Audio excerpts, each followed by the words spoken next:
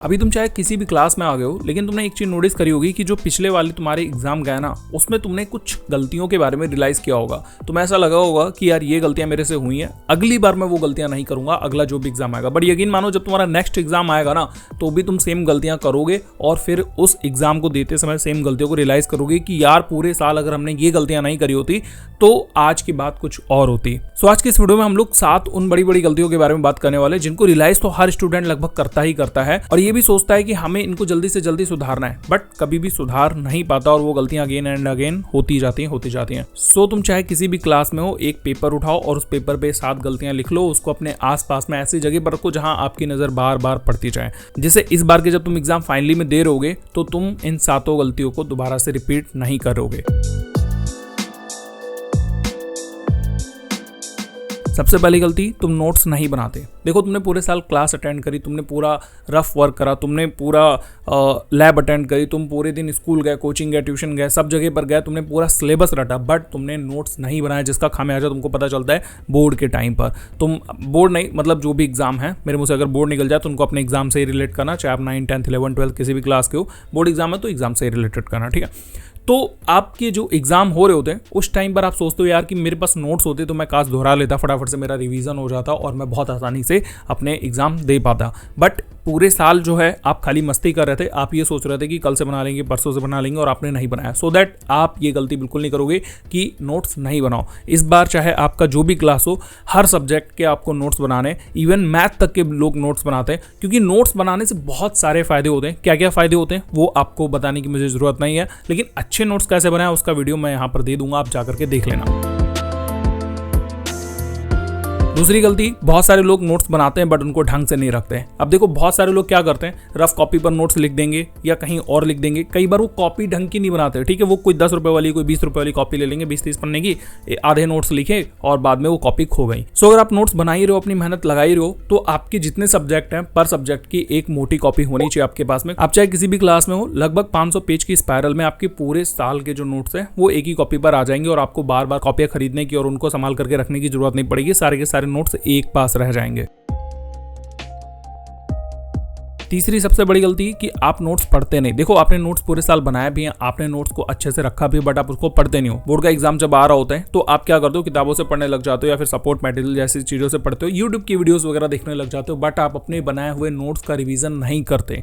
सो आपको यहाँ पर दिक्कत होती है। देखो, 2 टाइप के सब्जेक्ट होते हैं, पहले वो जिनको समझना होता है, यानी कि वो लॉजिकल वाले होते हैं, और दूसरे वो जिनको हमें फैक्टोरियल तरीके से याद करना होता है। तो जो याद करने वाले सब्जेक्ट हैं उनको आपको नोट्स के थ्रू याद करने में बहुत ज्यादा आसानी हो जाएगी। मैं ऐसा नहीं कि वीडियोस वगैरह देखोगे तो आपको कम हेल्प होगी, लेकिन नोट्स आपके सबसे ज्यादा हेल्पफुल होंगे अगर आप प्रॉपर नोट्स बनाते हो, साथ में उनको मेंटेन करके रखते हो और बीच बीच में पलट करके देखते रहते हो, फिर एग्जाम के टाइम पर उनको बस हल्का फुल्का रिवीजन करते हो, तो आप यकीन मानो आप टॉपर की लिस्ट में ऑटोमेटिकली चले जाओगे। इस काम को कभी करके देख लो। अगर तुम एवरेज स्टूडेंट हो या बिलो एवरेज स्टूडेंट हो, आज तक तुम्हारे केवल 50% से भी कम नंबर आए हो, आप एक सब्जेक्ट के पूरे नोट्स बनाओ, ईमानदारी से नोट्स बनाओ, यानी जितने नोट्स किसी चैप्टर के होने चाहिए उतने पूरे नोट्स लिखो, फिर पूरे सिलेबस के नोट्स लिखो, और बिना उस सिलेबस में ज्यादा पढ़ाई करे हुए जब आप एग्जाम देकर के आओगे ना, तो देखोगे सबसे ज्यादा तुम्हारे नंबर उसी सब्जेक्ट में आएंगे, क्योंकि तुमने पूरे साल नोट्स बनाए, अच्छे तरीके से उसको मेंटेन करके रखा, बार बार पलट करके देखा। इससे होता यह है कि साइकोलॉजिकली वो सारी चीजें हमारे दिमाग में सेट हो जाती हैं, है ना।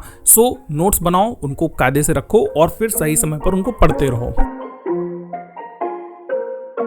चौथी बड़ी गलती, लोग नोट्स तो बना लेते हैं, उनको रखते भी हैं अच्छे से, उनको पढ़ते भी है, बट वो टाइम पर नहीं पढ़ते। वो कब पढ़ रहे होते हैं, वो लास्ट टाइम पर पढ़ रहे होते हैं जब बच्चा होता है केवल 7-8 दिन। देखो, डेट शीट आ जाने के बाद में हम लोग ये सोचते हैं कि हमारा एग्जाम मान लो कि 20 तारीख से शुरू होगा और आज तारीख है 5, तो अभी 15 दिन है, फिर हम लोग 10 दिन पढ़ते नहीं है, फिर जब बचा हुआ 5 दिन होता है उसमें हम सबसे पहले वाले एग्जाम को पढ़ना शुरू करते हैं, है ना। उसका सिलेबस हम पढ़ रहे होते हैं, चाहे वो कोई भी हो, उसके सिलेबस को हम 5-6 दिन पढ़ेंगे, फिर वो जब एग्जाम खत्म हो जाएगा और अगला एग्जाम केवल 2 दिन बाद होगा, तो उन 2 दिनों में हम पूरे साल का सिलेबस रिवाइज करने की कोशिश करते हैं। सो इस बार आपको ये गलती नहीं करनी है। डे 1 से जब आप ये नोट्स बना रहे होगे तो उनको proper time to time revision करना है। कैसे करना है वो मैं आगे आने वाली वीडियोस में बताते रहूंगा, सो दैट आप इस चैनल को सब्सक्राइब करके रखना, क्योंकि बहुत सारी इंफॉर्मेशनल चीजें जो है आपके लिए मैं लेकर के आता रहता हूं, और भी ऐसी मैंने बहुत सारी आपकी यूज की वीडियोस बनाई है। सो एक बार उन पर भी जाकर के नजर डालते रहना।